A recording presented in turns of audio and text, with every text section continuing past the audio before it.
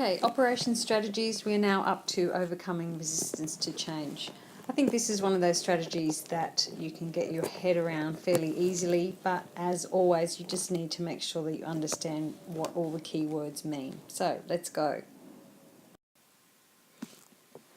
Resistance to change for a business can be a major obstacle being a problem for business to achieve their operational goals. But businesses must change. They absolutely have to change. They can't stand still, and we must remember that they operate in a dynamic environment.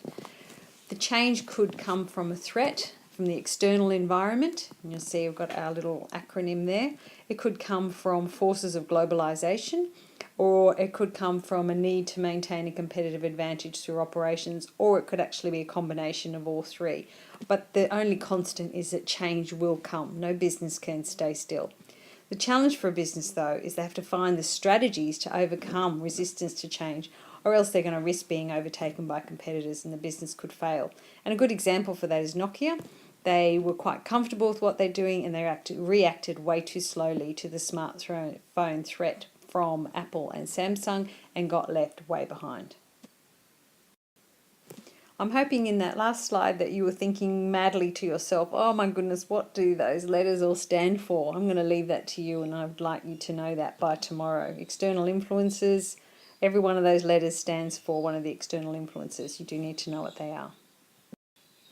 Okay, these are straight from the syllabus dot points. So resistance to change arises or comes from two main areas in a business. One is costs, financial, purchasing new equipment, redundancy payments, retraining, and changing the plant layout. The other resistance to change is what's called inertia, and that's the psychological, emotional feeling of uncertainty, fear, and resistance, fear of the unknown. So, as I said, think about how you'd feel if tomorrow you got told teachers were changing for your HSC and you've got absolutely no control over it. Think about how you would feel about that, and that's how some employees feel in businesses. Inertia is not in itself a financial cost, but if employees are unable or unwilling to change, you can get financial effects. If it's too slow to change, you may actually lose out on sales by not keeping up with competitors.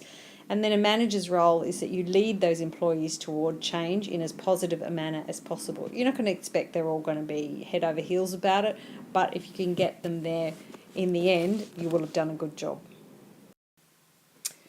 Okay, so you know that you need to change, you know there's going to be resistance to change, there always is, but change is inevitable, it means it's going to happen. So as a manager you need to anticipate and adjust to the changes and be proactive. Initiate the change rather than simply reacting to it. But to be constructive or to be useful, the changes must occur at a reasonable pace. And I want you to maybe have a think about why that's important, that it happens at a reasonable pace as opposed to a really fast pace. It has to be evaluated constantly to assess what's happening within the business, and that would just be on the employees and on the customers as well.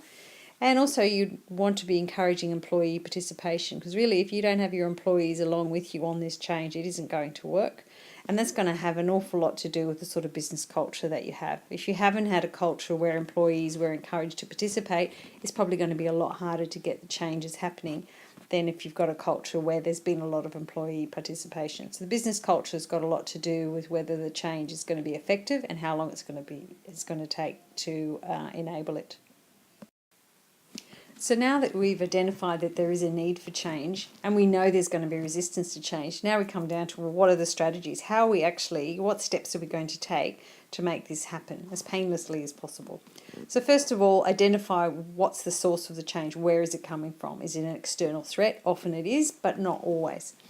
Is there a need for adjustments? Can we just do small adjustments rather than one great big change? You can imagine which one employees would like best. Can you lower the resistance to the change by communicating with your employees and gaining support? There's a lot that can be gained by getting employees on side before you start implementing changes. And you can use change agents, and we'll talk about these in class a little bit more. Internal staff or external consultants, or you may want to apply what's called change models. And there's Lewin's model and Kotter's model, which would be a really good idea if you have a look through both of those. Have a look in the book as to what they are. Lewin's unfreeze, change, refreeze model and Kotter's 8-step model. And adapting to these changes by overcoming the financial and psychological resistance can help businesses create sustainable competitive advantage. Remember, and that's what it comes down to. That's what is the name of the game. If you can have an advantage over somebody else, you'll get the customers, you get the sales, get the profits. Okay, and just 4 questions for you to answer at the end. I've just kept it nice and short. I appreciate that you've got more work to do than just business studies, and there really should have been something on the end that didn't work out, so let me do it now. There we go, and I'll see you in class. Bye.